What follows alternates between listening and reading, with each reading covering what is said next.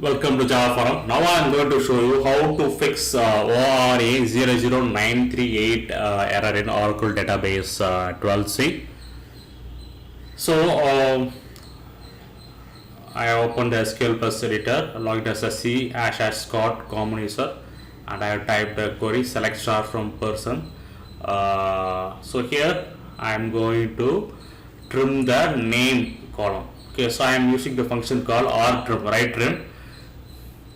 So select OR-trim from person, giving me ORA-00938 not enough arguments for function, which means that the function was referenced with too few arguments. So what you need to do is check the function syntax and specify the required number of arguments. Okay, so OR-trim requires at least 2 parameters, so that will give you the result. So this is the fix for ORA